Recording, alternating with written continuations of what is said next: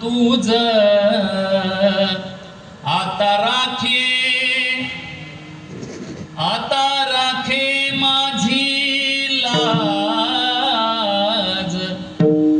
मी तो अपराधाची राशी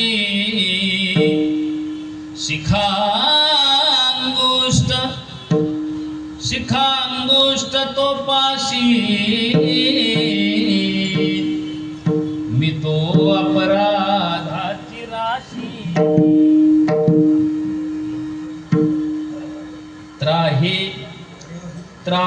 त्राहे मज कृपा दृष्टी पाहे मी तो अपराधाची राशी तुका म्हणे देवा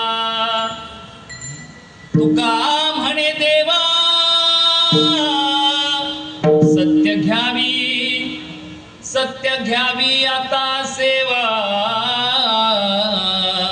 मी तो अपराधाची राशी शिखांगुष्ट तो पाशी मी तो अपराधाची राशी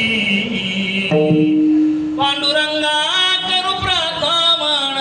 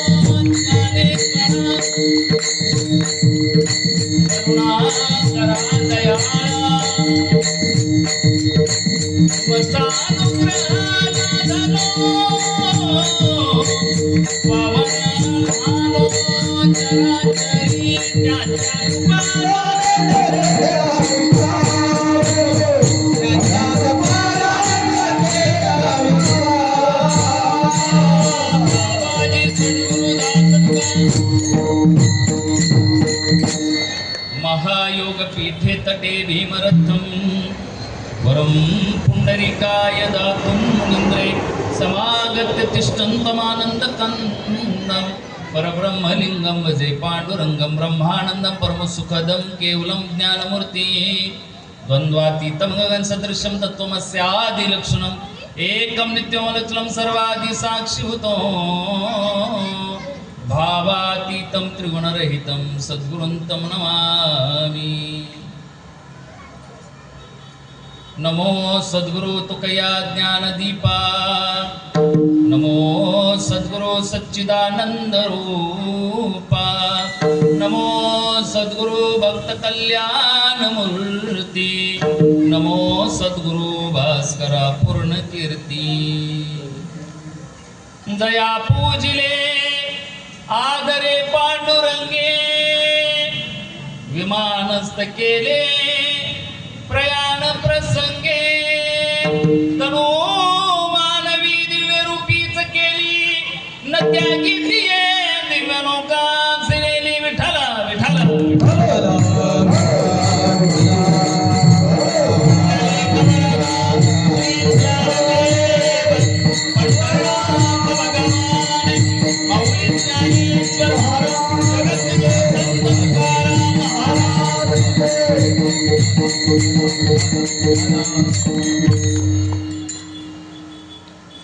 काय नव्हे करिता तूज आता राखे माझी लाज मी तो अपराधाची राशी शिखा अंगुष्ट तो पाशी भक्त वत्सल भक्ताभिमानी दीनानाथ पांडुरंग परमात्मा भगवत स्वरूप श्रुतूर वर्गाच्या चरणावरती साष्टांग प्रणिपात करतो.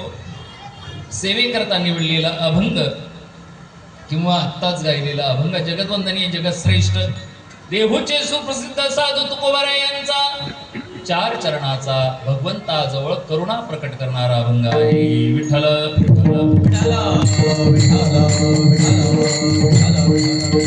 या अभंगाद्वारे जगद्गुरु तुकोबाराया भगवंताजवळ आपल्या अंतःकरणातील करुणा भाव प्रकट करतात.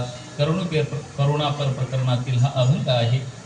अभंगांच्या शब्दांचा विचार करू जाता सर्वसामान्यांच्या गळी सहजरीतीने उतरेल असे शब्द आहेत. आता राखे माझी लाज, एवढं कळालं तरी बस झालं. मी तो अपराधाची राशी. बोलणारे कोण आहेत तर जगद्गुरु तुकोबाराया म्हणता माझी लाज राखा. काय वाटतं? तुकाराम महाराज म्हणतात ते साक्षात रामेश्वर भट्टांनी त्यांना म्हणावं काय तुका विष्णू दुजानो हे, आणि तेच म्हणतात आता माझी लाज राख असो. तुकोबारायांच्या शब्दांचे भावपूजा बांधणे अगोदर परिहार देणे गरजेचं आहे. आपल्या मुंबापुरीमध्ये पारशीवाडी श्री विठ्ठल मंदिर गेली 60 वर्षापासून, म्हणजे हा हिरक महोत्सव आहे. गेली 60 वर्षापासून म्हणजे पंचतपोपूर्ती 5 तपोपूर्तीचा सोहळा आहे हा. हा संतांचा उत्सव आहे.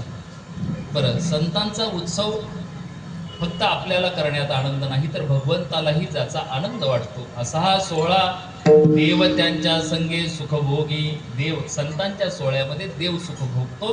रुक्मिणी माता भगवंताला म्हणतात का तुम्हाला जायचं नाही का कुठं? देहूला गाराणं घालतात. रुक्मिणी आई साहेब भगवंताला, आणि भगवंत देहूमध्ये तुकोबारायांसाठी दशमीलाच आलेले आहेत. बरं, विठ्ठल विठ्ठल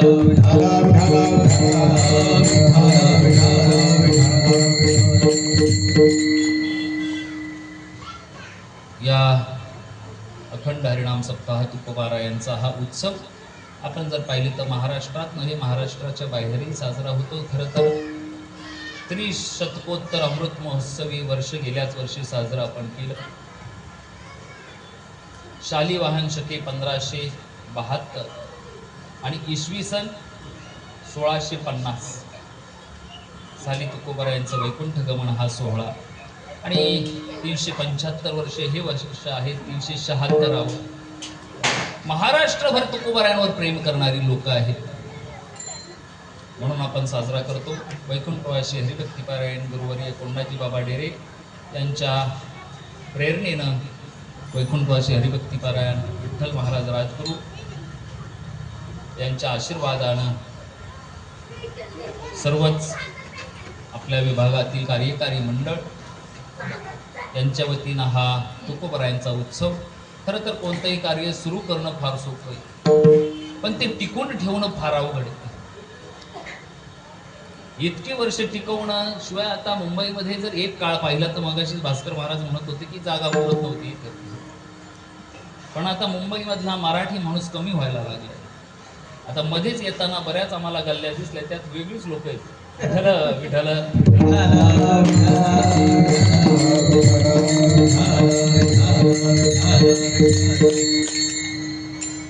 पण तरी सुद्धा टिकून ठेवणं पण ते आपल्या हातात नाहीये. भगवंताची जर अनुकंपा असेल तर हे सर्व कशामुळे होतं? तुम्ही आणि आम्ही करणार आहे का? जेव्हा आपण म्हणतो ना ते मी करतो ते बंद पडत असते, पण भगवंताच्या कृपेने होत आहे. मी नाही म्हणत, गोस्वामी तुलसीदास म्हणतात बिनु सत्संग विवेक न होई, राम कृपा बिनु सुलभ न सोई. रामाच्या कृपेशिवाय कोणतंच कार्य फलद्रूप होत नाही. आणि माझ्या भाग्यानं गुरुवारी हरिभक्तीपरायण इंगळे महाराज, हरिभक्तीपरायण आमचे तौर महाराज असतील, हरिभक्तीपरायण आता गडावर चढायला जायचं तर तानाजी महाराज हा युद्धच आहे.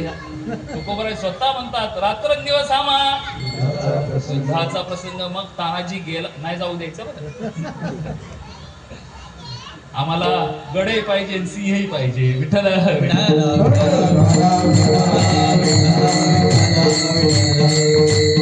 गुरुवारी आम्हा सर्वांचे आधार हरिभक्तीपरायण नामदेव महाराज शास्त्री उधाटे आपल्या समोर आहेत. आणि तुकोबरायांचं वर्णन काय करावं. अहो तुम्ही आणि आम्हीच नाही तर या तुकोबरायांवरती प्रेम करणारे पाश्चात्य संस्कृतीतील लोक सुद्धा तुकोबरायांवरती प्रेम करतात. फक्त आपल्या महाराष्ट्रातीलच नाही तर सुब्बाम लक्ष्मी गायिका ऐकल्या असतील. गान सम्राट भगवंताच्या नामाशिवाय दुसरं काहीच गात नाही बरं. भगवंताच्या अभंगाशिवाय त्या काहीच गात नाही. विष्णू सहस्रनाम आपण ऐकतो ना ते त्यांच्या कंठातून निघालेले आहे. त्या सुब्बालक्ष्मीच्या घरामध्ये जर आपण गेला तर इतकी मोठी तुकोबरायांची मूर्ती आहे. फार मोठी मूर्ती आहे त्यांच्या घरामध्ये तुकोबरायांची. कारण तुकोबरायांच्या वाङ्मयावर प्रेम करणारी इतकी आहेत. महात्मा गांधींना विनोबा भावेंनी त्यांचा अभंग त्या अभंगावर लिखाण केलं आणि महात्मा गांधींना सुद्धा ते अभंग फार आवडतात तुकोबरायांचे. असं म्हटलं जातं की महात्मा गांधींनी तुकोबरायांची गाथा समजावी म्हणून आपल्या भाषेत करून घेतली होती. विठ्ठल विठ्ठल विठ्ठल.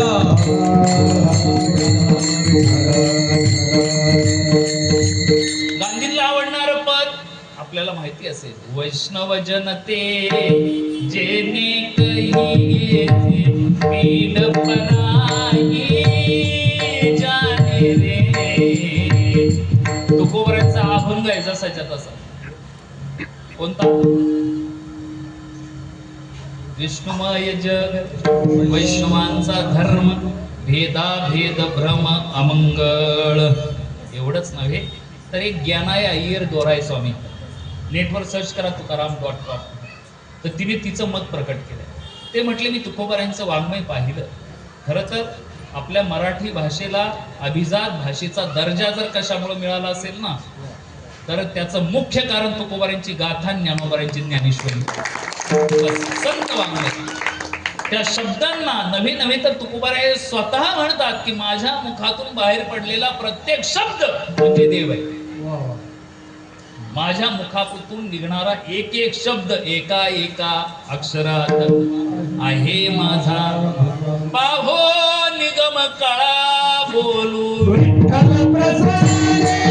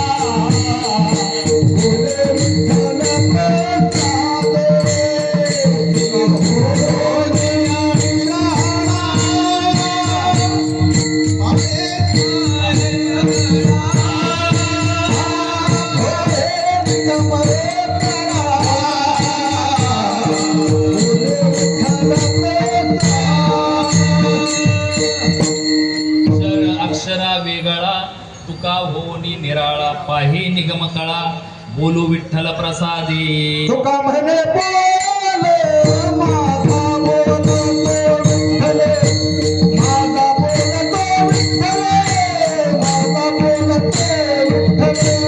तुका म्हणे बोल माझा बोलतो विठ्ठल माझा बोलतो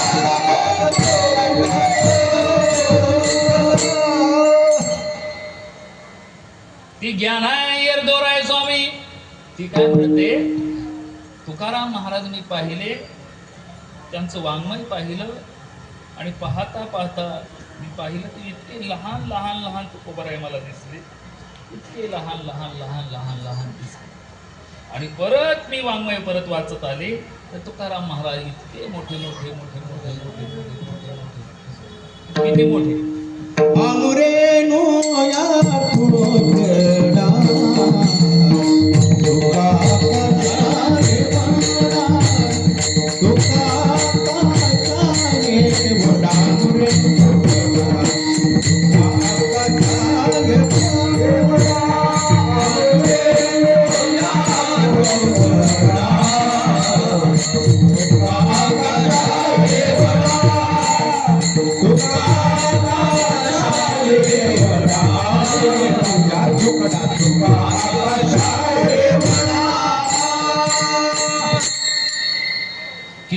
मोठे लहान. आणि तुकोबाराय म्हणतात मला लहान होणंच फार आवडतं बरं. लहानाहुनी लहान न वा. घरी अभिमान. किंवा ते प्रसिद्ध आहे ना. हा? लहान अजून अजून आहे. लहानपण देगा देवा, लहानपण देगा देवा, लहानपण देगा देवा, लहानपण देगा देवा. मुंगे सागरचा नवा, मुंगे सागरचा नवा, लहानपण देगा देवा, लहानपण देगा देवा. तुकोबाराय म्हणतात मला लहान होणं आवडतं. तुकोबारायच नाही भगवंतालाही आवडतं बरं लहान होणं. तुमच्या आणि आमच्या देवाऱ्यात जो लहान आहे का आवडतं? एक सांगू सूत्र की कितीही मोठं असलं पण लहान होऊन बसलं ना सगळे त्याच्यावरती प्रेम करतात. वा. भगवंताला वसुदेव म्हणतात अरे बाबा प्रकट झाले देव ना. 8 वर्षाची मूर्ती प्रकट झाली. वसुदेव देव की पाहतात तोंडाकडे. बाबा तू कोण रे कारागृहात? तू म्हटले पप्पा मम्मी मला नाही ओळखलं का? तुमचंच आहे ना मी. अरे म्हटले याच्यात नाही ओळखू येत रे. आमचं कसं म्हणू? कारण आम्हाला आनंद कशात आहे? लहान बाळामध्ये. वा. देव म्हटला बाबा का लहान? अरे लहान असलं की सगळे प्रेम करतात. देव म्हटलं मला आता एक सूत्र कळा. किती मोठं झालं तर मी लहान होऊन राहील बाबा. आई मी आता फक्त तुमच्या हातात नाही मी सगळ्यांच्या देवारात लहान होऊन राहील. रांगणारा देव आपल्या इकडं म्हणून रांगणात आहे का? म्हणून आपणही आपल्या जीवनात एक सूत्र आमच्यावरती प्रेम करावं असं वाटत असेल ना किती मोठं झालं तरी लहान होऊन राहायचं. विठ्ठल बरे बरे धाकुट्याचं दिवे, माता सदपाले, बरे माता सदपाले वाढविते. बरे धाकुट्याचं दिवे, माता सदपाले वाढविते. हो माता सदपाले वाढविते. मोठं होण्यात आनंद नाही धाकटं होण्यात क्या आनंद. बात आहे. धाकटं झालं की पहिलं त्याला आई जवळ करते त्याला जवळ करते घास भरवते. म्हणून लहान होणं फार अवघड आहे. मोठी मोठी माणसं आता मी पाहतोय मागे बाबा धाकुट्याचे बसले. मुठे घास घाले माता, वरी करी सत्ता शहाणी. शहानिया. ते बाबाही बसलेले का लहान होऊन बसले. त्याचं कारण असते मोठी माणसं अशी असतात. मोठी स्वतःला मोठं नाही म्हणायचं आपण. मी मी मी नाही. मग जगानं मोठं म्हटलं पाहिजे. तुकोबारांना सारं जग म्हणते आता मोठं का? त्याचं कारण आहे त्यांची प्रतिभा. तुकोबारायांची का बरं जे रामेश्वर भट्ट त्यांचे वैरी होते पण नंतर जाता जाता रामेश्वर म्हणतात विष्णूचा अवतार आहे का म्हटले असं? एवढंच नाही फक्त तुकाराम महाराज नाही तुकोबारायांच्या नामाचं इतकं सामर्थ्य आहे की त्याची काळावर सत्ता आहे.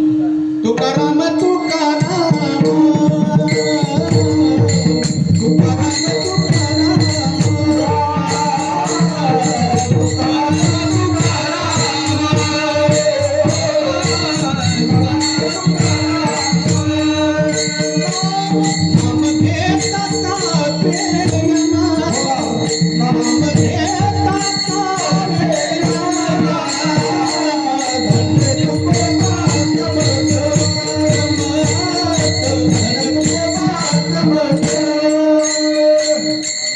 वा वा वा.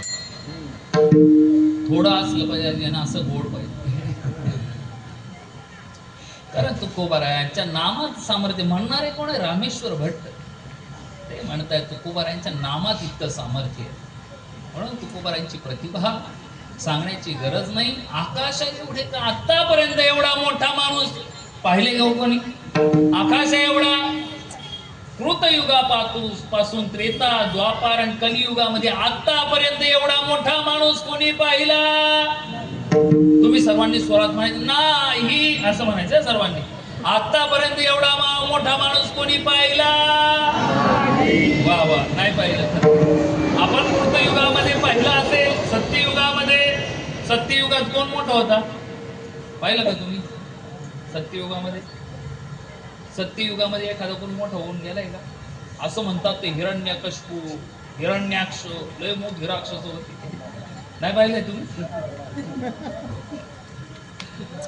त्याच्यासाठी भगवंताला अवतार घ्यावा लागला ना नरसिंहाचा. मोठे नरसिंह भगवान का? मोठी माणसं. असं म्हणतात त्या हिरण्याक्षाने जाऊन आपली पृथ्वीचा गोळा असा त्या नाकावर म्हणजे धरला होता, असं उचललं होतं. त्यावेळेला भगवंताला अवतार घ्यावा लागला वराहाचा आणि पृथ्वीचं रक्षण करावं लागलं. पृथ्वीचा असा गोळा, गोटी असती ना लहान मुलांची खेळायची, खेळण्याची सोमटी, त्याच्यासारखं असं त्याने उचललं होतं बघा हिरण्याक्ष. इतका मोठा माणूस, पण आकाश एवढा, हा काय म्हणायला सांगितलं? आकाश एवढा नाही. त्यानंतर त्रेतायुगामध्ये तुम्ही मोठा माणूस पाहिला असेल, पाहिला का? नाही पाहिला? रामयुगामध्ये रामप्रभूंचा अवतार झाला, एक मोठा माणूस होता ना, नाही पाहिला का तुम्ही? रामायणात नाही का टीव्हीवर पाहिला? नाही पाहिला? त्याला उठवण्यासाठी नगारे वाजवले. असं म्हणतात का त्याच्या पोटात कोणतरी चुकून गेलं बघ, ते चुकलं आतमध्ये. नंतर आतमध्ये गेल्यानंतर त्याचं काही विसरलं होतं, मला काही मी ऐकलं काहीतरी कोणचं तरी हरवलं होतं म्हणून त्या काय नाव त्याचं मला माहित नाही, पण त्याच्या नाकात एक माणूस घुसला, आतमध्ये जाऊन शोधित होता. तो मला वाटते न्हावी होता काय, तुमच्याकडून काढायचं होतं मला. आता म्हटलं कोण न्हावी आहे काय गेलं न वाजता राहा. आज जाऊन शोधतोय पण त्याला काही मिळेना. पुढून एक माणूस आला, तो म्हटलं काय रे झालं? अरे म्हटलं काय सांगू, याची दाढी करायला आलो, रावणाने पाठवलं. करता करता यांनी जो श्वास घेतला महावास्ताराने आला ना, मी वाचलो म्हटलं. आता मी शोधायला, अरे म्हटलं येड्या, गेले 8 दिवस झालं माझे 7 उंट याच्या नाकातून गेले. तर आज मला काही सापडणार, तुला तुझा काही वस्तारा सापडणार आहे? कोण हो नाही, काय नाव त्याचं सांगा ना. एवढ्यासाठी एवढं सांगावं लागलं मला. काय नाव त्याचं? कुंभकर्ण. तुम्ही पाहिला असेल, पण कुंभकर्ण सुद्धा आकाश एवढा नाही, आतापर्यंत आकाश एवढा नाही. मग द्वापार युग प्रारंभ झालं. द्वापार युगामध्ये तुम्ही पाहिलं असेल, मोठा होता एक पांडवांमध्ये, ज्याला 12 हत्तीचं बळ होतं. काय नाव त्याचं? भीम. पण भीम सुद्धा आकाश एवढा. त्याचा एक मुलगा होता हिडिंबाला झालेला, त्याचं काय नाव? घटोत्कच. तोही लय मोठा होता, पण तरी सुद्धा आकाश एवढा. आतापर्यंत आकाश एवढं कोणच झालं नाही. अहो असं म्हटलं जातं, अध्यात्म रामायणामध्ये कथा आहे की एकदा युद्ध प्रारंभ करायचा कौरव आणि पांडवांचं, आणि युद्ध प्रारंभ करणे अगोदर सभा भरली. त्या सभेमध्ये हे विचार विनिमय करण्यात आला. धर्मराज म्हटले, भगवंता अहो युद्धाला प्रारंभ तर करायचा आहे, पण तुम्ही नारायणी सेना दिली कौरवांना, त्याच्याबरोबर शस्त्र सुद्धा गेली त्यांच्याकडे. आपल्याला युद्धाला उतरायचंय, पण शस्त्र तर पाहिजे. नारायणी सैन्य गेलं, त्यांच्यावर शस्त्रही गेलं, कुठून शस्त्र आणायचे? भगवंताने विचार केला, म्हटले शस्त्र आणायचे ना, मग आपल्याला आता काय करावं लागेल? लंकेत जावं लागेल. म्हटले लंकेत? हो म्हटले लंकेत. तिथे जाऊन शस्त्र आणावं लागतील, कारण रावणाची बरेचशी युद्ध झाल्यानंतर मी माझं शस्त्र राम अवतार तिकडेच ठेवले. बरेचसे आमच्या सैन्याची शस्त्र तिकडे आहेत, आपण ती सर्व शस्त्र घेऊन येऊ ना. पण म्हटले आता जाणार कोण? भगवंताच्या लक्षात आलं, कारण का त्याचं गेल्या जन्मामध्ये रामप्रभूंनी रावणाचा वध केला. त्याची पत्नी मंदोदरी, ढोबळ ढोबळ सांगतो ऐका, मंदोदरी ही रावणाबरोबर विचार केला, भगवंता माझ्या पतीचे तुम्ही प्राण घेतले, हरण केलं, माझं सुद्धा प्राण घ्या, मला जगून काय फायदा आहे? कारण माझी एक इच्छा होती. खरं तर ही मंदोदरी एक अप्सरा आणि मयासुरापासून जन्माला आलेली अतिशय सुंदर स्त्री. सप्तपतिव्रतामध्ये हिचं नाव, पंचपतिव्रतामध्ये हिचं नाव आहे, 5 पतिव्रता. ही मंदोदरी इतकी सुंदर होती. ती मंदोदरी अप्सरेची कन्या होती असं म्हटलं जातं. रावणाने तिचं हरण केलं आणि तदनंतर तिची एकच इच्छा होती, सर्वात मोठं युद्ध पाहायचं. खरं तर सर्वात मोठं युद्ध ज्ञानोबराय म्हणतात, राम रावण झुंजीनाला जैसे. त्याच्यासारखं दुसरं युद्ध नाही. पण तिने पाहिलं आणि भगवंताला म्हटले, देवा आता मला जे पाहायचं होतं ते मी पाहिलंय, यापेक्षा मोठं युद्ध यापुढे होणार नाही, म्हणून मला सुद्धा जायचंय. तुम्ही जर माझा प्राण नाही घेतला तर मी यांच्यावर सती जाईल. देव म्हटले, मंदोदरी तुझी इच्छा आहे सर्वात मोठं युद्ध पाहायचं, याही पेक्षा मोठे युद्ध होणार आहे द्वापार युगात, त्यासाठी तू थांब, तुला थांबावं लागेल. म्हटले मग काय करू? त्यावेळेला असं म्हणतात किंवा रामायणकार सांगतात की मंदोदरीनं पुन्हा बिभीषणाशी विवाह केला बरं, आणि बिभीषणा बरोबर परत पट्टराणी झाली. अजून सुद्धा मंदोदरी असं म्हणतात बिभीषण आहे, कारण सप्तचिरंजीवामध्ये बिभीषणाचा नंबर आहे. सप्तचिरंजीव अश्वत्थामा बलिर्व्यासो हनुमश्य बिभीषणा कृप परशुरामश्य सप्तेत चिरंजीवा. विभीषण आणि मंदोदरी अजूनही आहेत. त्या म्हटल्या युद्ध पाहायचंय. मग म्हटले द्वापार युगामध्ये सर्वात मोठं युद्ध होणार आहे, त्यावेळेला जो सर्वात मोठा माणूस असेल ना युद्धातला, त्याला मी तुला आमंत्रण देण्यासाठी पाठवेल. भीमदादाला भगवंताने सांगितलं की तिकडे जाऊन शस्त्र आणायचे, जाता येईल का? भीमदादा म्हटले, भगवंता भक्त तुमचा आशीर्वाद असला, उड्डाण केलं वेळ नाही म्हणून लगेच समुद्र पार गेला. पण थकल्या प्रवासानं ती समुद्राची खारी हवा, काय करावं, अंगावरती सगळीकडे त्या खारे खारे असे ते सफेद सफेद पांढऱ्या पांढरं सगळं मीठ अंगावरती आलेलं. मग याला असं वाटलं कुठेतरी स्नान करावं. थोडा चालल्याबरोबर त्याला एक सरोवर दिसलं, इतकं सुंदर आखीव रेखीव सरोवर. त्या सरोवरामध्ये इतके सुंदर असे 2 कुंड होते, आणि त्या 2 कुंडांच्या मध्ये अशी एक लता वेलींनी बहरलेली अशी जागा होती, फुलांच्या बागा होत्या आजूबाजूला, इतकं सुंदर देखणं असे 2 सरोवर. मग तो भीम येऊन पाहतो, अरे किती सुंदर आहे, आनंद वाटला. आपल्यालाही स्विमिंग पूल पाहिलं किती आनंद वाटतो. आता आजही मी आजच्या दिवशी भिजायला आपल्याला फार आनंद वाटतो. तसंच त्याने पाहिलं बरोबर जो सुळका मारला, कधी कधी या सरोवरामधून या सरोवरात उडी मारायची, इकडून इकडे उडी मारायचा, इकडून इकडे उडी मारायचा. आता ज्या वेळेला आपण फार थकलेलो आहोत बघा, बाहेरून कधी दमून आलो आणि आपण अंगावरती जर आपलं पाणी घेतलं आणि स्वच्छ अंग केलं, आपली रंध्र स्वच्छ झाली की फार बरं वाटतं की तसं फ्रेश होतो माणूस. आपण म्हणतो फ्रेश झालो बा आता. तसा भीम फ्रेश झाला आणि लंकेमध्ये निघाला. बिभीषणाच्या जवळ गेला, सांगितलं की मला शस्त्र नेण्यासाठी आलोय आणि मला आमंत्रण द्यायचे मंदोदरी मातेला की आता युद्धाला प्रारंभ होणार आहे, कौरव पांडवांचं युद्ध. आणि मग बिभीषण म्हटलं, हो आम्ही तुम्हाला आमच्या गुप्तहेरांनी सांगितलं बराच वेळ झाला तुम्ही आलात, तुम्ही येत कसे नाहीत, काय करत होता इतकं वेळ? त्याने सांगितलं, अहो किती सुंदर तुम्ही सरोवर बांधले, किती मोठी. तितक्यात मंदोदरी आईसाहेब आल्या, नमस्कार केला त्यांनी. म्हटले कुठे? अहो म्हटले ते काय तुमच्या लंकेच्या बाहेरच द्वारावरती समुद्र किनाऱ्याच्या थोडंसं बाजूला उजव्या बाजूला असं किती सुंदर आखीव रेखीव सरोवर आहे. 2 सरोवर आहेत, किती सुंदर. असं वाटलं ते निसर्ग चित्र माझ्या डोळ्यामध्ये सामावून घ्यावं. किती लता वेलींनी बहरलेली फुलांच्या बागा, काय सुंदर ते सरोवर आहेत. त्या सरोवरामध्ये मी स्नान केलं. तो म्हटले, अरे आतापर्यंत आपल्या लंकेत काय आपण असं सरोवर बांधलेलं नाही, आणि मग यांनी कोणत्या सरोवरात आंघोळ केली बा? विचार करतायत. मंदोदरीच्या नंतर लक्षात आलं, वरती जाऊन तिने पाहिलं तर हे सरोवर कंस म्हणत होते माहिती का? जेव्हा कुंभकर्णाचं मस्तक रामप्रभूंनी छाटलं आणि ते मस्तक जाऊन एका ठिकाणी पडलं, त्याची फक्त कवटी मांस गेलं सडून, पण जी कवटीचे 2 डोळे होते ना, त्या 2 डोळ्यांचे झाले सरोवर. आणि त्याच्या नाकाचं हाड होतं, त्याच्यावरती फुलं वेली बाग आजूबाजूला अशी वाढली. ती मंदोदरी म्हणती, देवाने सांगितलं होतं सगळ्यात मोठ्याला माझ्याकडे पाठवी. अरे जो कुंभकर्ण सगळ्यात मोठा होता, त्याच्या खोपडीमध्ये डोळ्यांच्या खोपलीत हा पोहिलाय, हा काय जो मोठा? असं म्हणता म्हणता मंदोदरी नाराज झाल्या. मला काय सांगायचंय, आतापर्यंत तुम्ही कुंभकर्णही मोठा पाहिला असेल, बिभीषणही पाहिला असेल, पण आतापर्यंत आकाश एवढा कोणीच पाहिला, आकाश एवढा कोणीच झालं नाही. पण माझे तुकोबराय आकाश एवढे आहेत आणि आकाश एवढे तुकोबराया भगवंताकडे करुणा भागतात. पण एक सांगू का तुकोबराय आमच्यासाठी?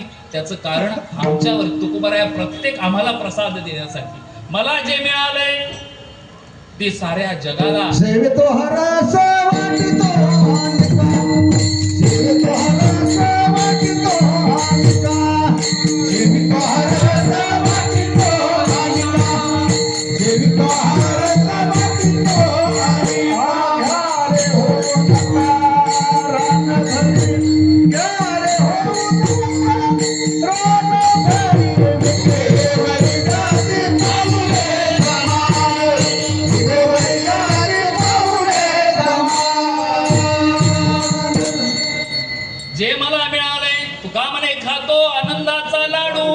नाका चरफडू घ्या रे तुम्ही, आम्हाला जे मिळाले साऱ्या जगाला. म्हणून एक सूत्र आहे, सांगू, आपलं जीवन आम्हाला जर सुफल व्हावं, समृद्ध व्हावं असं वाटत असेल, आनंदी व्हावं असं वाटत असेल, तर एक करायचं काय, संसार करताना कधीही अधोगामी असावं. सूत्र, संसार करताना अधोगामी असावं आणि परमार्थ करताना ऊर्ध्वगामी असावं.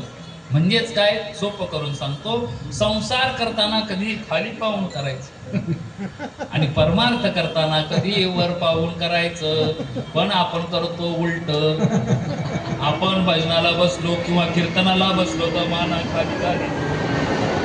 आणि जर एखादा काही दुसरा मनोरंजनात्मक प्रोग्राम जर पाहिजे असेल तर आपण अशी ताट माणसं मी बघितले मोठे श्रोते बरं कीर्तनात पुढं बसायला घाबरत. बघा ना जागा किती पुढं नाही. पण बाकीचा दुसरा प्रोग्राम जर स्टुडिओ मध्ये पाहायचा असेल तर सगळ्यांची धावपळ असते, पुढचं सीट का उलट. त्याचं कारण आहे, आम्ही संसारामध्ये अधोगामी, संसारामध्ये ऊर्ध्वगामी आणि परमार्थात आम्ही अधोगामी. याचा अर्थ काय आहे बघा. आता याचा शब्दशः अर्थ घेऊ नका, हा श्लेष अलंकार आहे. म्हणजे एकाच वाक्याचे तेव्हा दोन अर्थ होतात ना. औषध नलगे मजला, नल आणि दमयंतीचा संवाद आहे. दमयंती आजारी पडली, तिचं प्रेम नलावल होतं, बरीच होईना, डॉक्टर बरेचसे आणले राजांनी पण ती काही बरी होईना. मग ती राजाला सांगायला लागली औषध नलगे मजला. जे दोन अर्थ, एक औषध नको मला, नलगे मजला, आणि दुसरा अर्थ औषध नलगे म्हणजे नळ हेच माझं औषध आहे, हा त्याचा दुसरा अर्थ. किंवा श्रीकृष्ण नवरा नवरी मी, हो की नाही, हा श्रीकृष्ण नवरा नवरी मी. श्रीकृष्ण जर नवरा असेल तर मी नवरी, आणि शिशुपाल नवरा नवरी मी. एकाच वाक्याचे दोन अर्थ जेव्हा होतात ते दादा कोण केला कळालं होतं. विठ्ठल विठ्ठल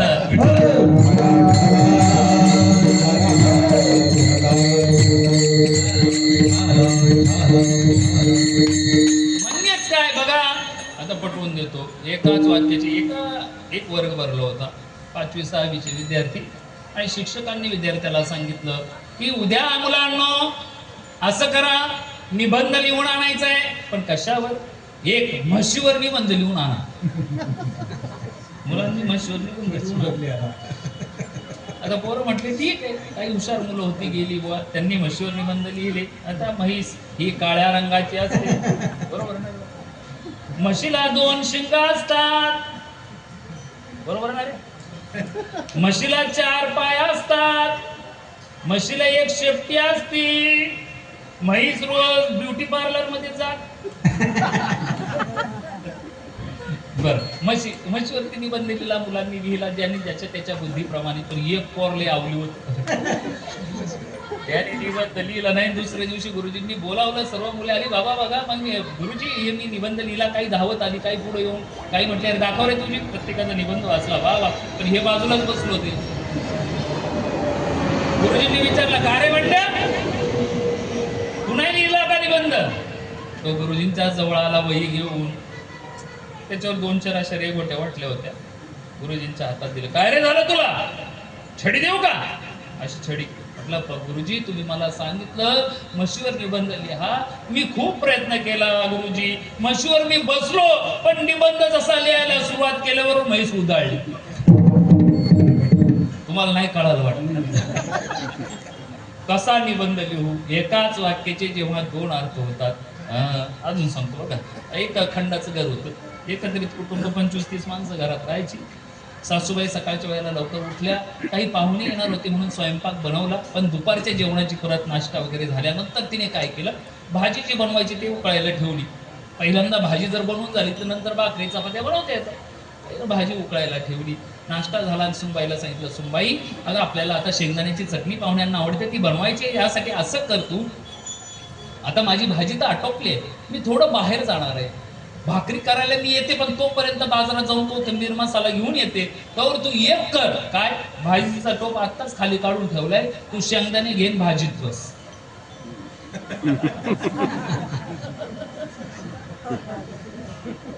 आता कळालं तुम्हाला.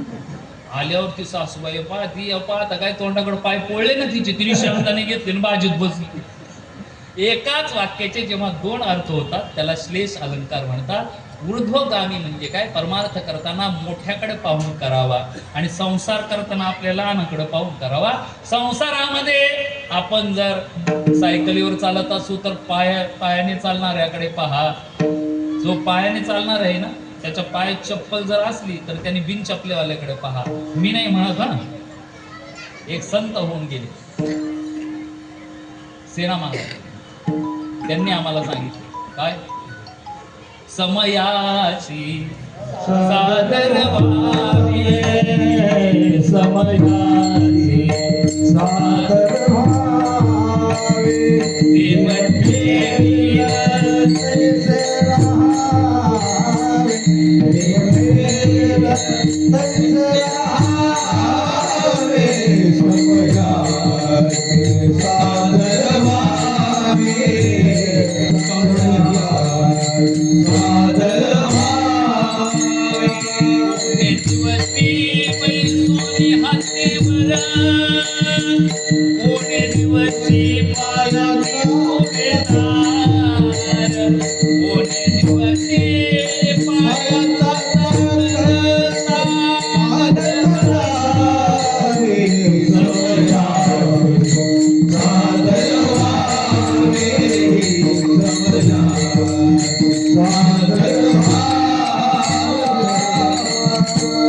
आपल्यापेक्षा लहानाकडे पाहायचं आणि परमार्थ करताना आपल्यापेक्षा मोठ्याकडे पाहायचं, मान उंच करून पाहायचं. तुकोबराय पाहण्याजोगे आहे. हे तुम्ही तुकोबराय म्हणजे काय? तुकोबराय म्हणजे साक्षात तुकोबरायांची वाङ्मयीन गाथा मूर्ती. साक्षात तुकोबराय. कोणताही प्रश्न त्या गाथेला विचारा, प्रत्येक प्रश्नाचं उत्तर आम्हाला मिळेल. तुकोबरायांची गाथाच अशी. संसार करायचा असेल, धन जोडायचं असेल तर कसं जोडायचं? तुकोबराय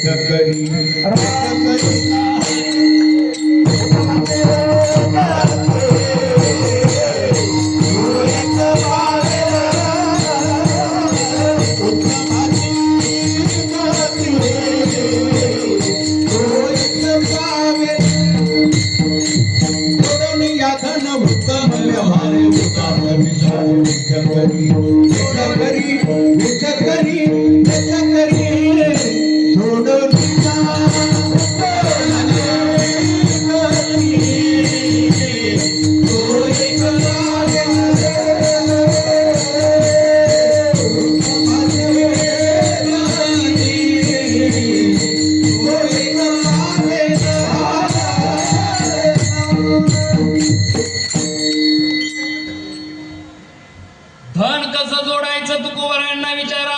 एवढंच नाही, संसार करताना सुद्धा तो कसा करावा. एवढंच नाही, तुकोबराय स्वतःचा अनुभव सांगतात म्हणून असं पाहायचं त्यांच्याकडे, त्यांच्या चरित्राकडे आपण असं वर पाहायचं. का ते आम्हाला सांगतात मी संसार कसा केला. माझ्या मागे म्हणाल का सर्व तुम्ही तुकोबरायांचं प्रमाण? संसाराच्या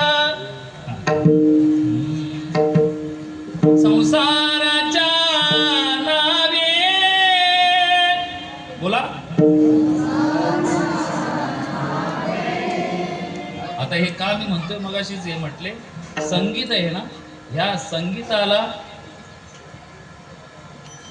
फक्त अंतःकरण पाहिजे. संगीताची भाषा, मग हे अमुक संगीत, हे रॅप म्युझिक आहे, फक्त त्याचा काय अतिरेक नाही झाला पाहिजे. जिथं जिथं अति होतं, अतिशयांती घातच, लाभ नाही म्हणायचा, घातच. तसाच आता कीर्तनामध्ये महाराज अतिशयोक्ती झाली.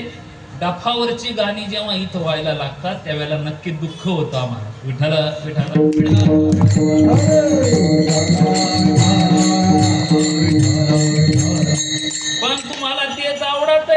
50,000 घेऊन जातो.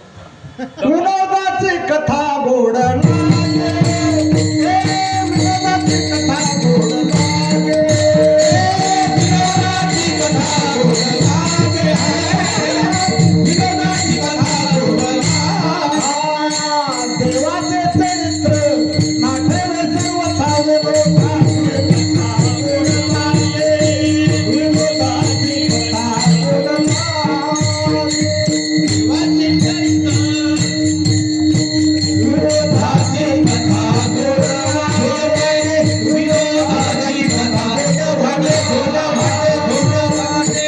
देवाचं चरित्र आम्हाला आवडत नाही, संत चरित्र आम्हाला आवडत नाही. आम्हाला अशा बटणं काढली आणि असं लय आवडत आम्हाला. पण आम्हाला कीर्तनाला सुरुवात झाली की हे सर्व बंद करावं लागतं. ठीक आहे, चला आता ते पाहायचं आपण डोळ्याने. अजून काय होणार आहे, काय नको पुढं अजून काय होत आहे. पोवाडा इकडे आला, तमाशा इकडे आला, हा लावण्या सुद्धा म्हणायला लागले. तर काय सांगावं. तर पिक्चरच्या गाण्यावर अभंग म्हणायला काय हरकत आहे. हा म्हणाल का माझ्या माझे सर्व. संसाराच्या नावे बोला, संसाराच्या नावे घालून या शून्य,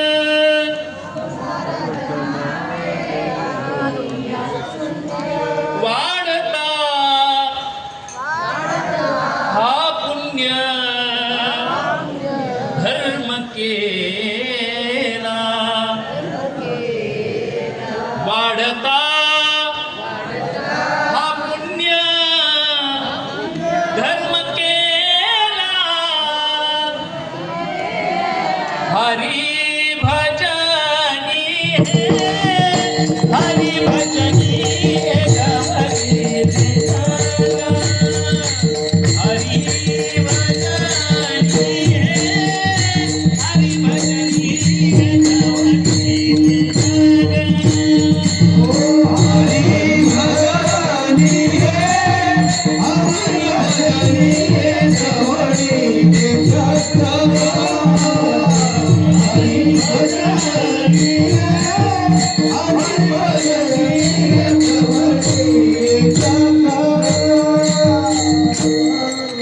तुकोबारांनी संसार कसा केला म्हणून त्यांच्याकडे पाहायचं व असं त्यांच्याकडे पाहून आपण करायचं.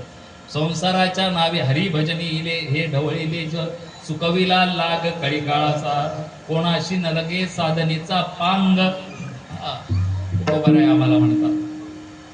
म्हणून संसार करायचा तर वर पाहून करायचं, परमार्थ करायचा तर बरोबर आहे ग.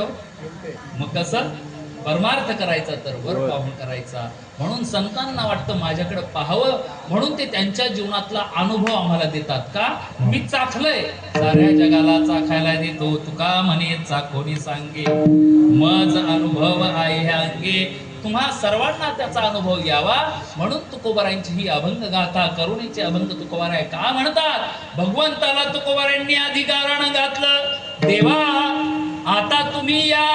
मग निरोप पाठवला संकादिकांकडे. पण संकादिकांकडे निरोप पाठवताना सुद्धा तुकोबारायांनी कसा पाठवला माहितीये, उपरोधानं. का त्याचं कारण आहे, सनकादिक देवाच्या जवळ जाऊच शकत नाही. जरचा चमच्याचा सनक सनंदन सनातन सनत कुमार ब्रह्मदेवाची ही पुत्र आहेत ना, मानस पुत्र, हे चारही अधिकारी आहेत. आज सुद्धा त्यांचं फक्त 5च वर्षाचं वय आहे. 5च वर्षाचं वय, त्यांचं वयच वाढत नाही. अधिकारी आहेत, तेजस्वी आहेत, ज्ञानी आहेत, पण त्यांना देवाच्या जवळ जाता येत नाही. का मी मगाशीच उत्तर दिलं ना, मी देवाने शाप दिलाय त्यांना. तुम्ही माझ्या फक्त दरवाजातच उभे राहाल, दरवाजाच्या आत येता येणार नाही, तुम्हाला आत येता येणार नाही. अपरोधानं तुकोबाराय त्या संतादिकांना म्हणतात, तुम्ही मोठे संतादिक संत मनविता कृपावंत, एवढा करा उपकार, सांगा देवा नमस्कार. त्यांना माहिती आहे देवाच्या जवळ जाऊ शकत नाही, मुद्दाम म्हणतात एवढा करा उपकार, देवाला माझा निरोप सांगा. एवढंच नाही, तुकोबाराय तरी देव ऐके ना, म्हणून विनंती करतात देवाच्या ड्रायव्हरला, म्हणजे वाहनाला, काय की तुम्ही धावत या गरुडाचे पागी, गरुडाचे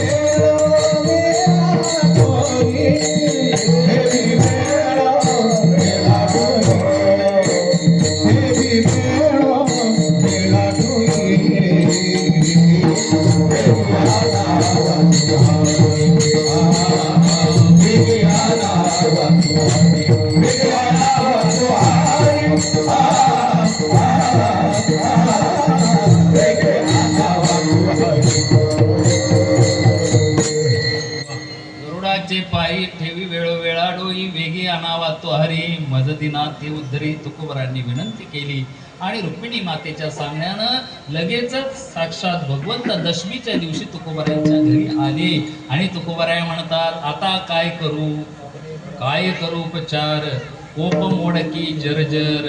मग आपल्या आई साहेबांना म्हणजेच तुकोबरायांना आपल्या पत्नीला हाक मारली, आवडे अगं काहीतरी देव येणार आहे, काहीतरी कर ना ग. म्हटली बघा अहो काहीच नाही, डब्यात उचकून पाहिलं काहीतरी कन्या भेटल्या.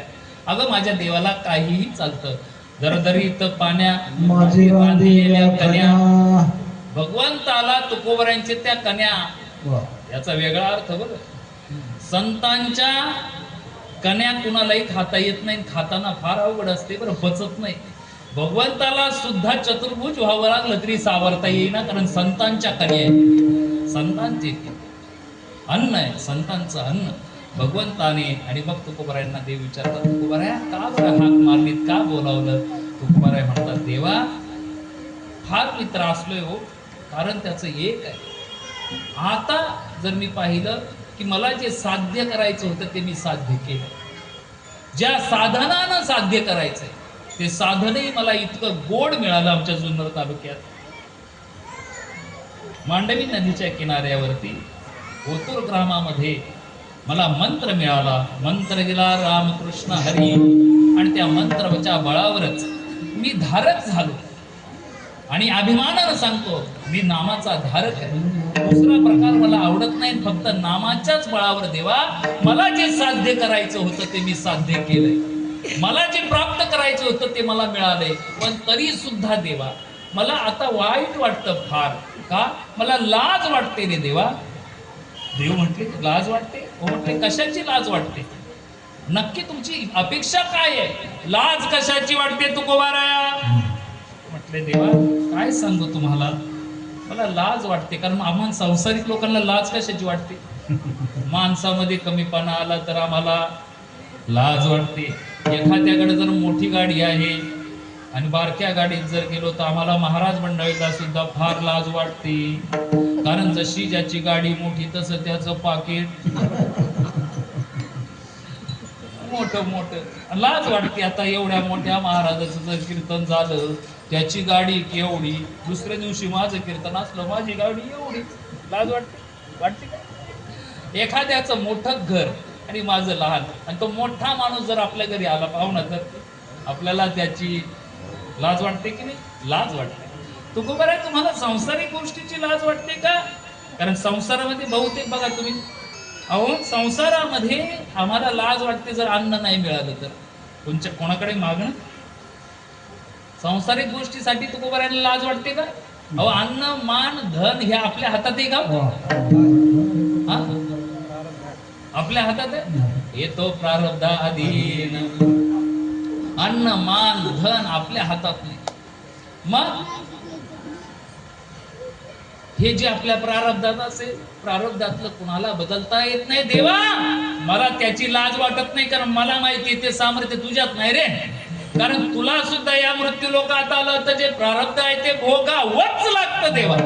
माझे ज्ञानोबराय म्हणतात, कर्मे श्रीराम वनवासा गेला, कर्मे दशरथ वियोगे मेला, कर्मे रावण जयो पावला, वियोग घडला सीता देवी, योग घडला सीता देवी, परीसी गवार सागर, गर्दी निर्वश झाले सागर, विल्ले विंदिले शारद काल. देवा तुला सुद्धा किंवा तुझ्या बायकोला सुद्धा राम सीतामाईला वनवासाला जावं लागलं. रामाने रावणाचा वध केला आणि आल्यानंतर प्रारब्ध भोगायला लागले सीतामाईला.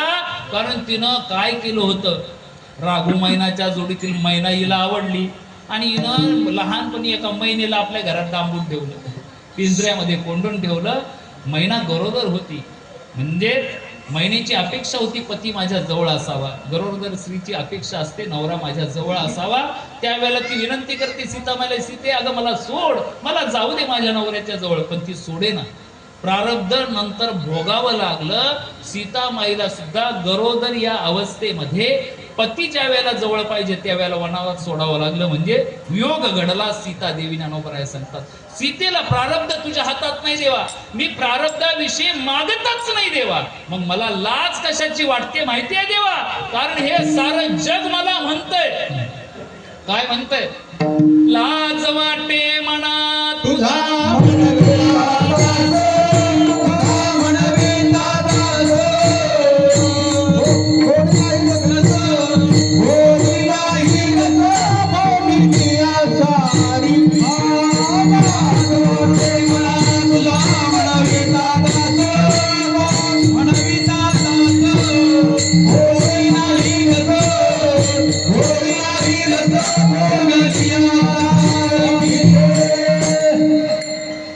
देवा, मला लाज कशाची वाटते? हे सारं जग मला आता तुझा दास म्हणतंय रे, पण मी खरं तर तुझा दास नाही, पण साऱ्या जगात असता निसता डांगोरा झालाय रे, काय करू आता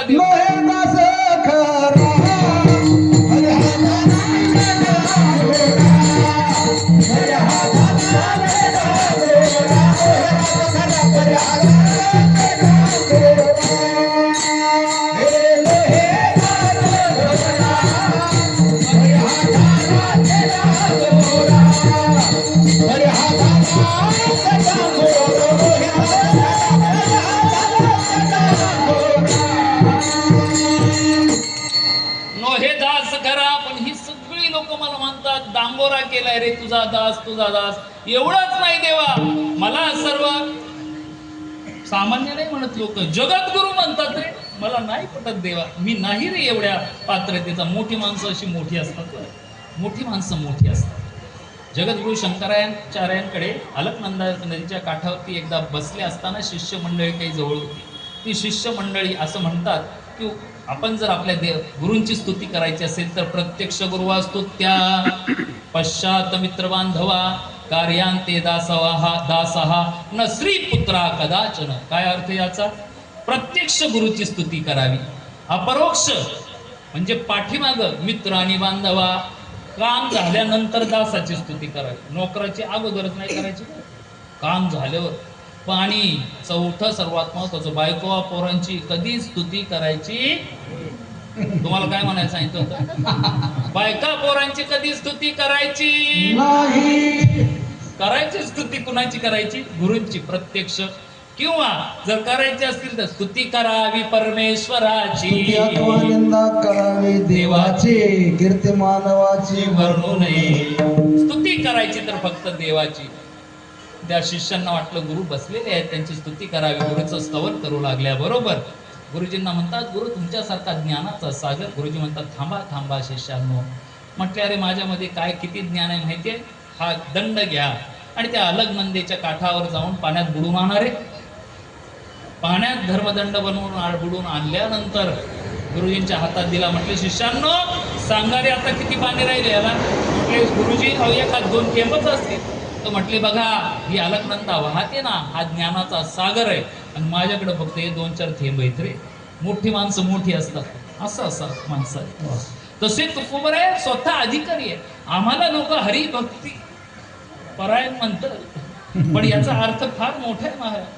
फक्त हरिभक्ती परायण लिहून सुद्धा लोकांचं समाधान होत नाही, ते त्याच्या पुढं म्हणतात एखादी पदवीला,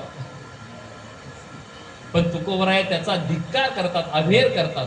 काय तुका म्हणे उपाधी का वाढवलीच उपाधी? आणि आपण म्हणतो भागवताचार्य लिहा, मी माझं सांगतो, रामायणाचार्य लिहा,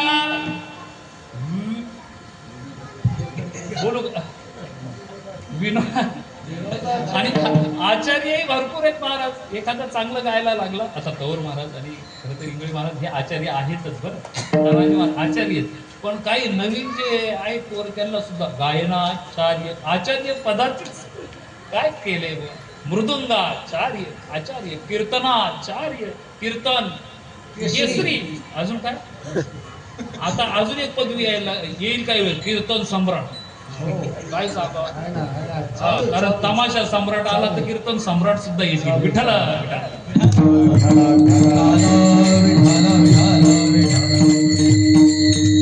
मोठ्याच्या मुखात मनातलं वाक्य, पूर्वी तमाशा पाहून लोक सुधरत होते. वजन सांभाळ. मी लहानपणी ना खरंच त्यावेळेला काय लहान असताना आमच्या गावाला यात्रा असायची. आज आमच्या राजुरीची यात्रा आहे ना, आमच्या भैरवनाथाची उंच खडकाची. मला लहानपणी आठवते की मी 30 वर्षापूर्वी कधी वारीला आपलं यात्रेला गेलो. संध्या आमच्या घराच्या जवळच आहे. आणि मग त्यावेळेला तो दत्ता माडिक पुणेकर त्यांचा तमाशा होता. पण लहानपणी आता आम्हाला काही कळत नव्हतं. गेलो आम्ही खेळता खेळता तिकडे. पण तिथे गेल्यानंतर त्यांनी जगद्गुरु तुकोबारायांचा वग लावलं होतं. खरंच काय सांगतो तुम्हाला, संत तुकाराम महाराजांचा पाहिलं असेल. अहो ते पाहताना साक्षात गरुड त्याने आणलं होतं, विमान आणलं होतं, विमान त्यांनी स्टेजवर आणलं होतं. म्हणजे त्यावेळेला खरंच माझ्या अंतकरणात त्या लहान वयामध्ये तुकोबाराय मला तेव्हा तमाशानं कळाले. आता कीर्तनानं लोक बिघडायला लागली. विठ्ठल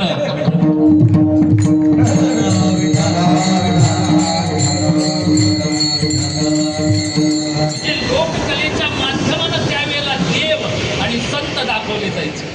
पण आता देव आणि संत कीर्तनात सुद्धा सांगितले जात नाहीत. आम्हाला सासू सासरेच्या कथा तुकोबाराय धिक्कार करतात त्याचा.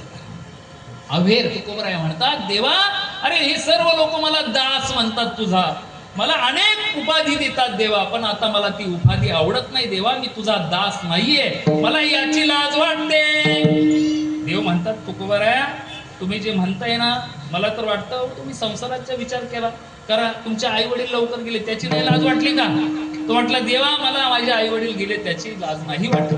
तुमचा भाऊ घर सोडून गेला त्याची लाज नाही वाटली? तुमची भाऊजाई गेली त्याची लाज नाही वाटली का तुम्हाला? तुकोबाराय अहो तुमची बायको मेली, शिवाय आजाराने मेली. आपण नवऱ्याला दोष देतो की? नवऱ्याला दोष देतो. जर एखाद्याची बायको, माहेरकडची सगळी मंडळी उठा तर अरे इलाज नाही करता आला का? पण बायको तुमची गेली, तिला बाळंतपणीचा रोग झाला होता, ती रोग होऊन गेली ना तुमची बायको, ती म्हणतात तुकोबाराय देवा मला त्याची लाज नाही वाटत. त्याच्या वर काय म्हणतात माहितीये का?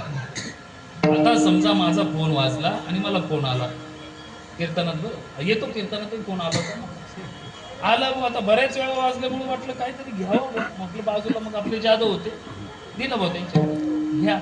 उचलल्यावर त्यांना सांगितलं, महाराज तुमची बायको, माझीच कायला मारायची आहे, तुमचे कोणची तरी.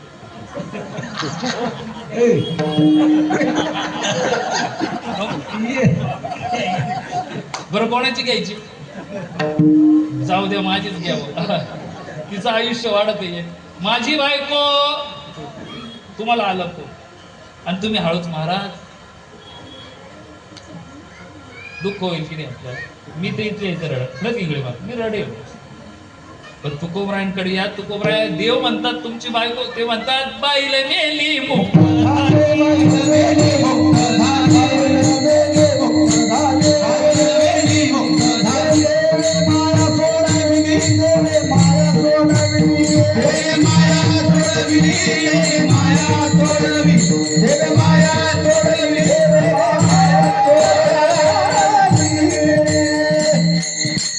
तुकोबाराय त्याची नाही लाज. तुकोबाराय तुमचं व्यवसाय मध्ये दिवाळी निघालं त्याचं का? त्याची लाज वाटते का? तुकोबाराय म्हणतात नाही देवा, त्याची सुद्धा मला लाज वाटत नाही. तुकोबाराय म्हणतात तसं म्हणाल का तुम्ही? म्हणाल? तुकोबाराय म्हणतात ना, तुकोबाराय म्हणतात देवा उलट आता मला काय वाटतंय, बरे झाले देवा. बोला, बरे झाले देवा निघाले दिवाळे.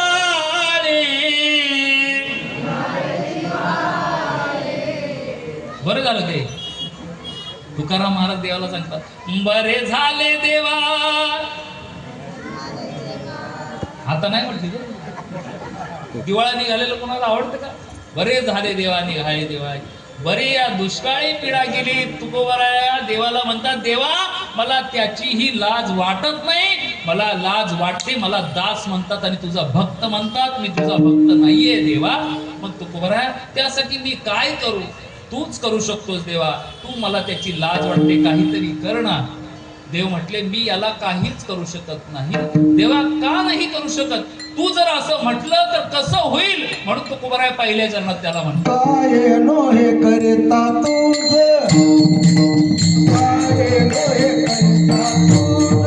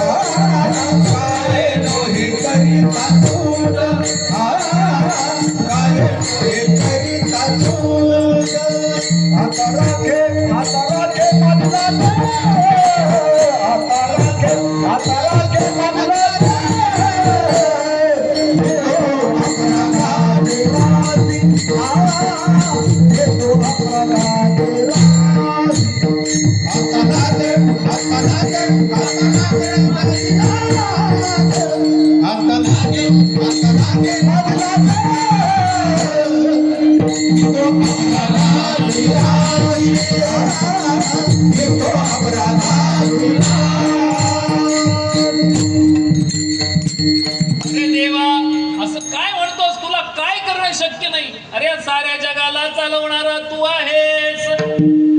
तूच स्वतः मुखाने सांगितलं, गतिर्भर्ता प्रभू साक्षी निवासम शरणम स्व. तूच सांगितलंस ना देवा, या साऱ्या जगाला तुझी आज्ञा आहे, तुझ्या सत्तेनं सगळं चालतंय. वृक्षाचं पान हलतं, ही तुझी सत्ता आहे देवा. एवढंच नाही, अनेक भक्तांना संकटामध्ये तू वाचवलंयस. किती भक्तांना वाचवलंयस देवा. तू काय करू शकत नाही? 5वीचा असताना तू मावशीचा जीव घेतला. 5वीचा. अरे त्या बकासुरानं सगळ्या गोपाळांना गायांसह गिळलं आणि पोट फाडून तू त्यांना बाहेर काढलं. देवा, तुला शक्य काय? एवढंच नाही, इंद्राणी अवकाळा आणली. त्यावेळेला देवा, तू त्या गोकुळाचं रक्षण करण्यासाठी अवघ्या 7-8 वर्षाचा बाळ, 7 वर्षाचं बाळ तू करंगळीवर तू गोवर्धन उचलला. म्हणतो तुझं सामर्थ्य नाही, काय तुला करता येत नाही देवा? अरे भगवंता, तू काय करू शकत नाही? सांग, काय करू शकत नाही? करशील तरे नोहे गाई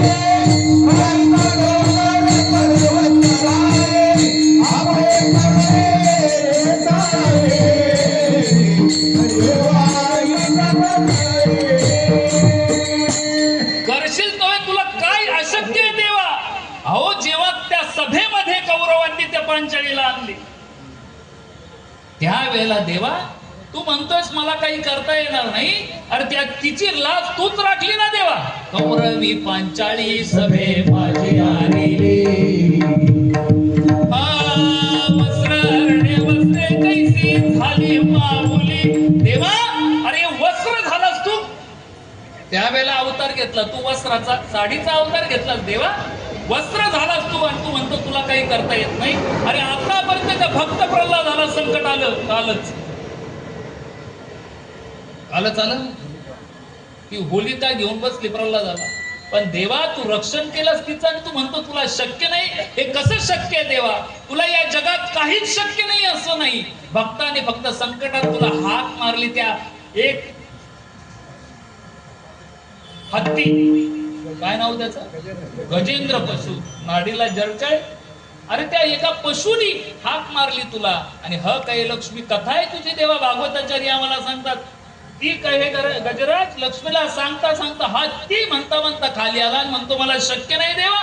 एवढंच नाही, त्याचा जो वैरी ज्याने पाय पकडला त्याचा तू उद्धार केलास. त्या नकराचा सुद्धा उद्धार केलास, गजेंद्राचा उद्धार केलास. आणि तू मला म्हणतो माझी लाज राखता येणार नाही. देव म्हणतात तुकोबाराय, अहो तुमचे अपराध काय? असं काय म्हणता तुम्ही? काय नक्की मी हे काही करू शकत नाही. तुम्ही स्वतःकडे पहा, तुम्ही कोण आहात? मी साक्षात माझ्या बायकोने मला आज सांगितलं की तुकोबारायला भेटायला तर मी आलो. आणि तुम्ही असं का म्हणता? त्यावेळेला तुकोबाराय दुसऱ्या चरणात म्हणतात, मी तो अपराधाची मारी, मी तो अपराधाची मारी, मी तो अपराधाची मारी, मी तो अपराधाची मारी, सुखाची गोष्ट जिका मुर्गा तो पासी मी तो अपराधाची मारी, मी तो अपराधाची मारी, सिखांगो तो पासी, सिखांगो तो पासी, मी तो अपराधाची मारी, मी तो अपराधाची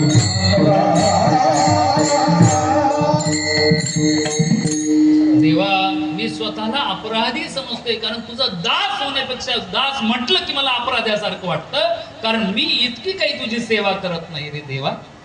कारण दास्यत्व जसं हनुमंतानं केलं मला तसं करता येणार नाही देवा. म्हणून मला तुझा दास म्हणतात तर मला अपराधी असल्यासारखं वाटतं. आणि त्याची खूण काय तर आपलं कर्तृत्व आपल्या हातात असतं. कशात असतं? हातात असतं. आणि महत्वाचं आहे आपला अंगठा. आता फक्त आपला सगळं जळण फक्त अंगठा राहिलं तर आपली ओळख याच्यावर मिळते. फक्त अंगठा जरी असला तर कोण माणूस आहे तो लगेच कळतो. आधार कुठंच काही देण्याची गरज नाही, फक्त अंगठा. तुकोबरांनी तेव्हा सांगितलं काय ही खूण आहे माझी, काय ही खूण आहे देवा, माझं कर्तृत्व माझ्या हातात आहे. हस्तरेषा, हस्तशास्त्र आहे हस्तरेषेची. या हस्तरेषेमध्ये एक जीवन रेषा असते, एक मस्तिष्क रेषा असते, एक शिक्षण रेषा असते. पण आम्हाला त्या आवडत. आम्ही पाहतो धनरेषा आहे की नाही. आता मला हात कळवतोय बरं का, जर कोणाला पाहायचं असेल तर कीर्तनानंतर आमच्या जाधव महाराजांकडे संपर्क साधा आणि आधी दक्षिणा जमा कर. त्यांच्या भास्कर महाराजांना अहो ते त्यातली अर्धी घेतली म्हणून कलाकारामध्येच ती ठेवायचं नाही. विठाला विठाला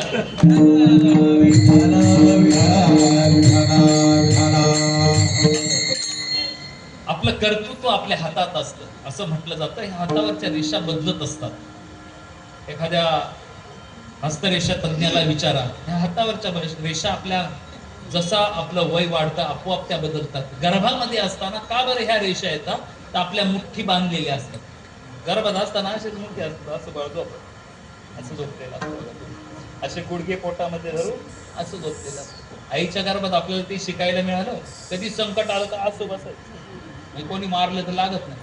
आई शिकवलं आपल्याला. पाय असं पोटाला दाबून धरायचं आणि असं बसायचं.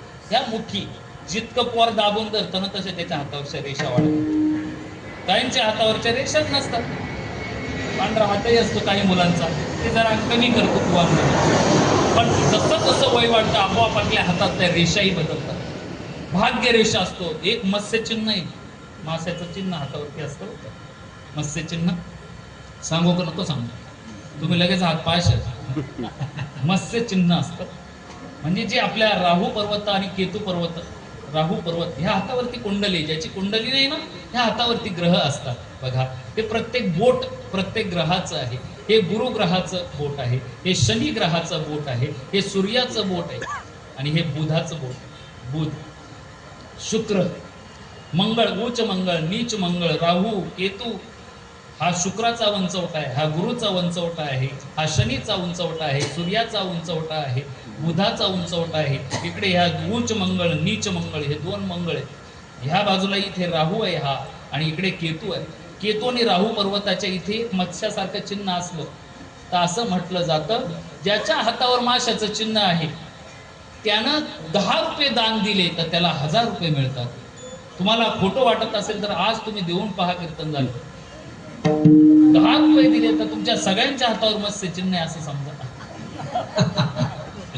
मत्स्य चिन्ह असं म्हटलं जातं ज्याच्या हातावर मत्स्य चिन्ह आहे यांनी कधीच समयीची वाट बोटानं मागं पुढं करायची नाही, मग त्याचं उलट फळ मिळतं. महाभारतामध्ये जेव्हा राजश्री यज्ञाला प्रारंभ झाला धर्माच्या, त्यावेळेला सर्वांना काम वाटण्यात असली, भगवंतानी वाटलं.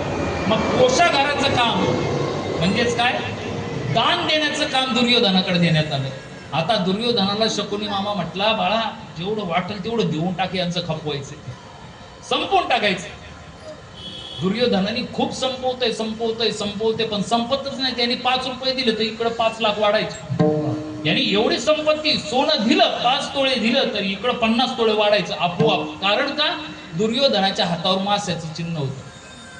शकुनी मामा आले जवळ आणि म्हटले, अरे भांजे, अरे मी सांगतोय वाट संपत कसं नाही. म्हणतो मामा वाटितोय मी, ज्याची योग्यता नाही त्यालाही देतोय भरपूर, पण मी जेवढं देईल तेवढं वाढत आहे. मग शकुनी हस्तरेषा तज्ञ होता, त्याने पाहिलं, अरे म्हटले माशाचं चिन्ह आहे ना, म्हटलं असं खरं याचं उलट फळ केव्हा मिळतं. तुझ्या घरी जा आणि तुझी समई आहे ना बोटानं, ती समई बोटानं माग, समईची वात बोटानं माग कर, त्याचं उलट फळ मिळेल. हा घरी धावत गेला आणि घरी जाऊन देवाच्या समोरची समईची वात त्यानं बोटानं माग घेतली आणि परत धावत आल्याबरोबर राजश्री यज्ञ संपला. पाहता काय तोंडाकडं, यांनी बोटाने वाट बाहेर माग केली ना, हस्तिनापूर गेला ना पांडवांकडं. आता काय का मत्स्य चिन्हाचं उलट फळ केव्हा मिळतं, जेव्हा म्हणून कधीच बोटानं समयची वाट मागे आणि पुढे करायची नाही. काडी घ्या अगरबत्तीची आणि त्या काडीनं वाट मागे पुढे करायची. हे का सांगितलं? आपलं कर्तृत्व. म्हणून तुकोबाराय म्हणतात, शिखा अंगुष्ट तोपाशी. मग देवा आता मी त्रासलोय रे, कारण संसाराच्या तापामध्ये हे लोक मला उपाधी लावतात, म्हणून मला फार त्रास होतोय देवा. तिसऱ्या चरणामध्ये त्राहे त्राहे त्राहे त्राहे त्राहे त्राहे त्राहे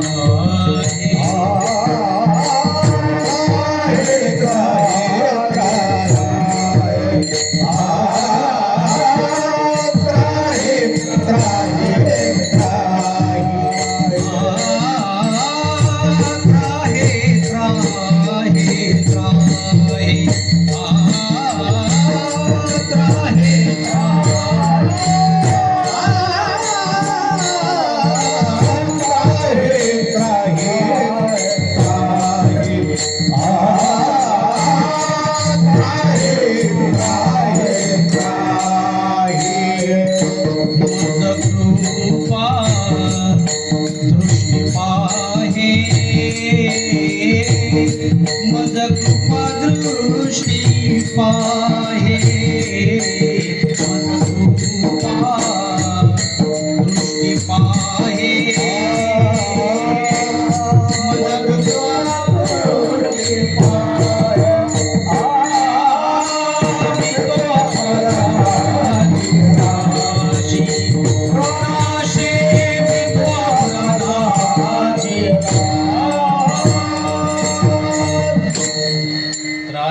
त्राहे त्राहे का 3 वेळा म्हटले? अधिभौतिक, अधिदैविक आणि आध्यात्मिक ताप आहे देवा. या तापाने मी तापलोय. त्राहे त्राहे त्राहे. आता तू माझ्याकडे पहा, कृपा माझं कृपा दृष्टी पाहे. आणि देवा माझ्या जीवनामध्ये असं मला आता वाटतंय की माझी ह्या जीवनामध्ये मी जेवढी साधना केली, जेवढं मी तुझ्या नामाचं सामर्थ्य माझ्यामध्ये मिळालं ते माझं नाहीये देवा, ती तुझीच शक्ती आहे. पण आता मी जी केलेली सेवा आहे ती सत्य मानून घे शेवटच्या चरणात. तुका मन देवा, तुका मन देवा, तुका मन देवा, तुका मन देवा, तुका मन देवा, तुका मन देवा, तुका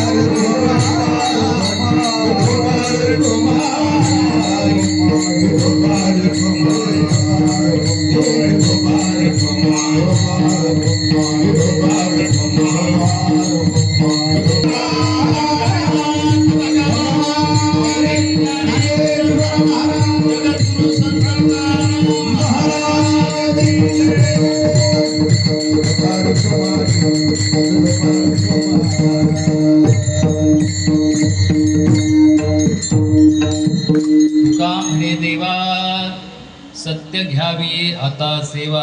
देवा ही सत्य सेवा देवाला आवडते, म्हणून ही सत्य सेवा आम्हाला कळली पाहिजे. देवाला किती भोग देतोय हे महत्वाचं नाहीये. महाभारतामध्ये ऐकले आपण खूप वेळेला दुर्योधनाने भोग केला देवासाठी.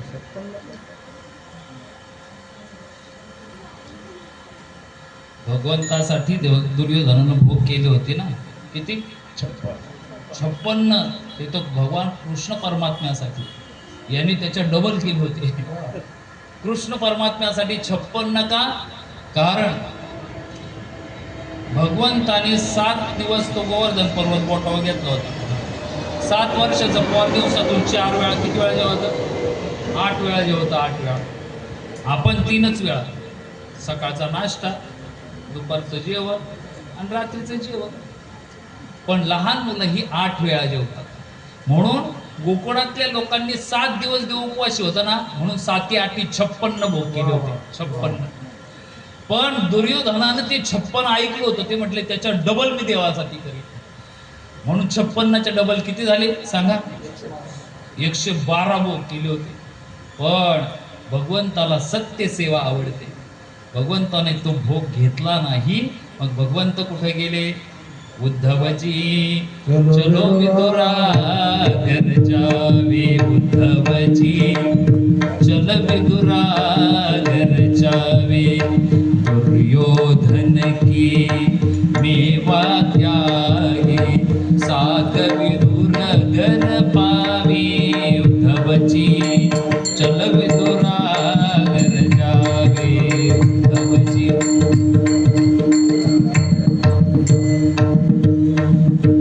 मुष्टीभर शबरीची आवडली ना देवाला, ही सत्य सेवा आहे. म्हणून दुर्योधनाची मेवा त्याला आवडली नाही.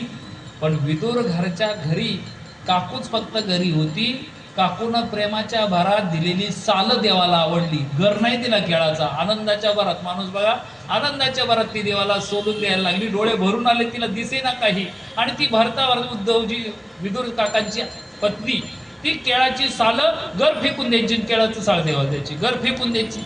ते केळाचं साल सुद्धा देवाला आवडलं. आणि ज्या वेळेला विदुर काका आले, पाहतात तर घर एका बाजूला, देव मध्ये बसले आणि त्यांची पत्नी देवाला साल्टवर होती साल. विदुरजी धावत आले ना हात धरला. अगं असं काय करतेस? तिचे डोळे भरलेले. काय करू? गोवा हनुवटीला देवाच्या हात लावते, तोंडावरून हात फिरवते. अंतकरण भरून आलेलं विदुर काकांनी तिला जागृत अवस्था, अगं काय करतेस देवाला? तू साल्ट खाऊ घालतेस? देवाच्या पाया पडले दोघ जण. तिला एक खजील झाली, लाज वाटली तिला सुद्धा, लाज वाटली. देवा आता काय करू? पाया पडले. देवा, देवा चुकून केलं रे. आणि मग विदुर काकांनी एक केळ सोललं आणि गर देवाच्या हातात दिला. बघा, देवाने तो गर हातात घेतला आणि तोंडात घातल्याबरोबर देवाने थुकून टाकला. म्हटले, देवा काका, त्या साल्ट्याला जशी चव होती ना तशी ह्या घराला नाही. कारण देवाला सत्य सेवा आवडते. म्हणून आम्हाला किती भोग देवाला द्यायचा आहे हे महत्वाचं नाही. एक नियम करा, घरात रोज आपण जेव्हा जेवायला बसू, नाश्त्याला बसू, साक्षात जसं आपल्या लहान बाळाला देतो की नाही, आपल्या घरामध्ये देवासाठी एक डिश करा. आणि रोज तुम्ही एक तरी भोग आपण नाश्ता करण्या अगोदर देवाला ठेवा. खरं तर ते यज्ञकर्म आहे. रोज अग्नीला यज्ञकर्म, अग्नीला दूध उतू गेलंच पाहिजे. नाही गेलं तर चमचे न टाका. आणि भगवंताचा नैवेद्य एक वास्तुदेवाला नैवेद्य. आपल्या अग्नीय कोपऱ्यामध्ये एक नैवेद्य, रोज एक घास. म्हणून जुनी काळची लोक एक घास बाजूला काढून ठेवायची, घास बाजूला. पण तरी सुद्धा देवाला आता उद्यापासून तुम्ही एक करा. काही नाही दिलं तरी चालेल, पण भाकर जरी असली, तुमच्या घरात जे आहे ते दिलं तरी देवाला, आपण जे खातो ते देवाला वाढलं तर देव त्याला आनंद मानतो आणि आनंदाने त्याचा स्वीकार करतो. तुकोबाराय म्हणतात, मी सुद्धा देवा आता माझी सेवा, सत्य घ्यावी माझी सेवा. तुकोबाराया खरंच आपल्यावरती फार उपकार आहे. कितीही त्यांच्याविषयी बोललं तरी फार कमी आहे. पण ज्या संतांनी आम्हाला हा मार्ग दाखवला, मोठ्या प्रेमाने एकदा त्यांचं भजन करा. ज्ञानेश्वर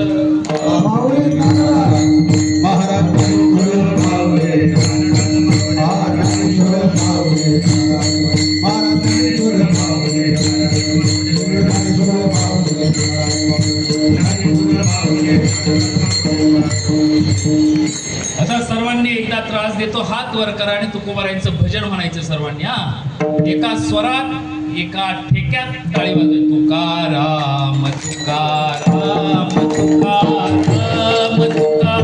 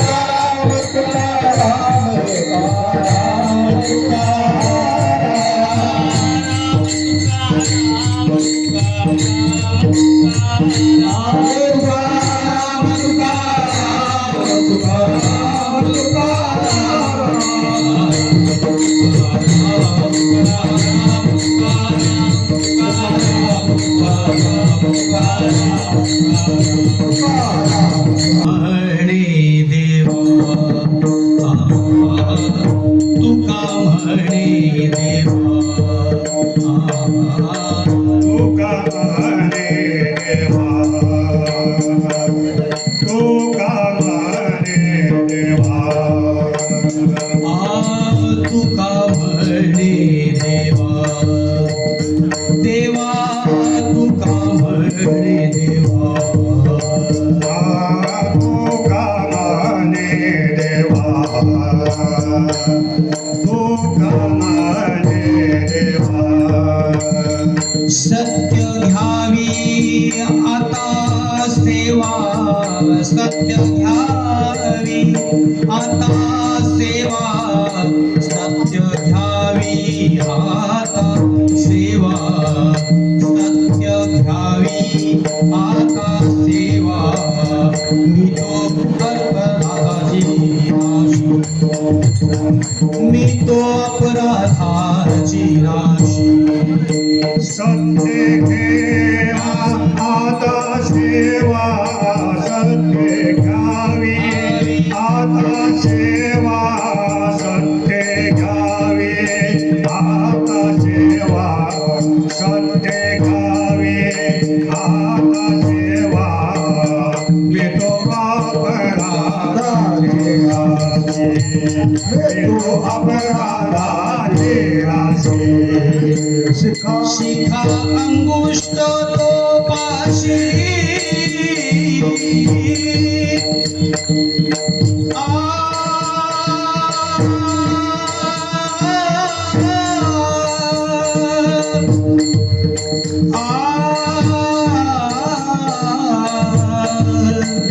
आ